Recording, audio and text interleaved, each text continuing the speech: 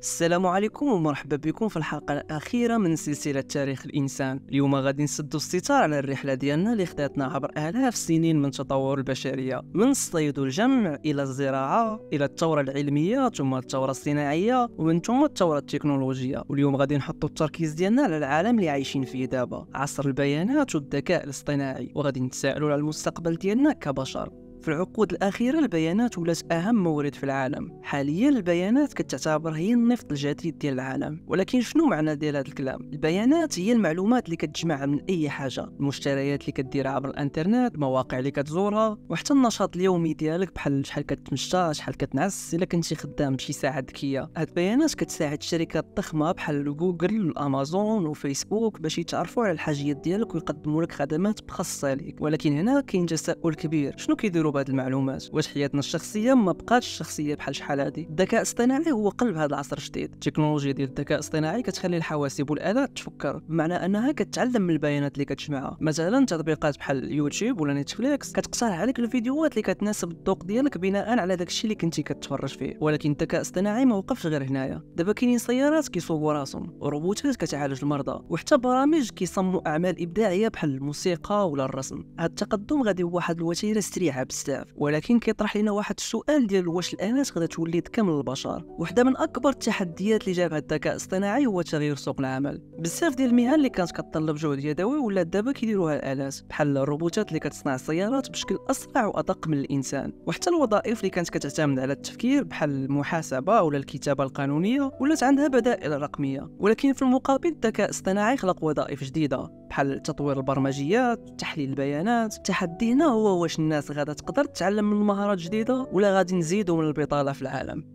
مع تقدم التكنولوجيا الاقتصاد حتى هو تبدل. العملات الرقميه بحال البيتكوين ولا الايثيريوم بدات كتنافس العملات التقليديه. هاد العملات الرقميه ما كتعتمدش غير على البنوك، بل على تقنيات البلوكشين اللي كتضمن الشفافيه والامان. ولكن العملات الرقميه كتعاني من تقلبات كبيره وكطرح اسئله حولها كيفاش غادي ننظموا الاقتصاد العالمي في المستقبل. واش غادي نبقاو على نفس النظام ولا غادي شي نظام جديد كتحكم فيه التكنولوجيا قربات العالم، ولكن في المقابل خلاتنا نحسوا بالبعد والعزله. مواقع التواصل الاجتماعي بحال الفيسبوك وانستغرام ولا جزء من الحياه ديالنا اليوميه، ولكن حتى هي عندها اثار سلبيه. بزاف من الناس ولات كتقارن حياتها بداكشي اللي كتشوف في الشبكات، وهذا الشيء خلق ضغط نفسي واحساس بعدم الرضا. حتى العلاقات الاجتماعيه تبدلات، ولات كتعتمد على الرسائل والتفاعل الرقمي بلا الحاجه للقاء المباشر. التحولات عندها ايجابيات ولكن حتى سلبيات، بحيث العلاقات البشريه الحقيقه ولات غدو كتضعف. التكنولوجيا الحديثه جابت معها تحديات بيئيه جديده. مراكز البيانات اللي كتخزن الانترنت مثلا كتستهلك طاقه هائله وكتساهم في التلوث. وحتى انتاج الاجهزه الالكترونيه بحال الهواتف والحواسيب كيحتاج موارد طبيعيه كثيره، وهذا الشيء كيهدد البيئه. كاينين محاولات باش التكنولوجيا تولي اكثر استدامه بحال استعمال الطاقه المتجدده في مراكز البيانات، ولكن الطريق مازال طويل. وحده من الاسئله الكبيره هي واش التكنولوجيا غادا تبقى خدامه لصالح الانسان ولا غادا تولي في المستقبل تهديد للانسان. بزاف ديال العلماء ولاو كيتساءلوا على مستقبل الذكاء الاصطناعي، خصوصا فاش ولا اذكى من البشر. شنو غادي يكون الدور ديالنا كبشر في هذه الحاله؟ حتى الاسلحه التكنولوجيه الجديده بحال الطائرات المسيره كتزيد من المخاوف من استخدام التكنولوجيا اللي غادا تسبب في اضرار بدل من انها تساعد. مع كل هذا التقدم كيبقى سؤال المعنى مطروح. الانسان عبر التاريخ كان ديما كيقلب على معنى الحياه، سواء في الدين ولا الفلسفه ولا الابداع. ولكن في هذا العصر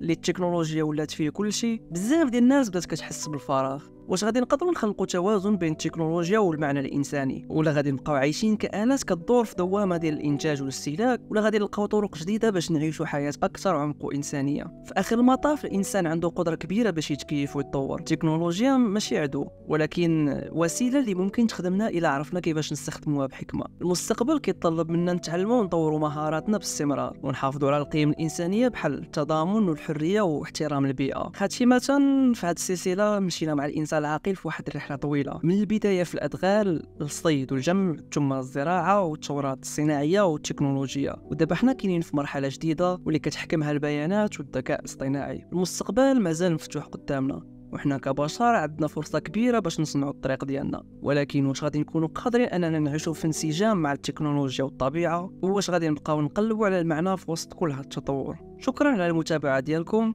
هاد السلسله كانت محاوله باش نفهموا شكون حنا وكيفاش وصلنا لهاد النقطه، ونتساءلوا على شنو اللي جاي قدامنا. المستقبل ديما مجهول، ولكن اللي واضح هو ان الانسان العاقل عنده قدره كبيره باش يتكيف ويبدع.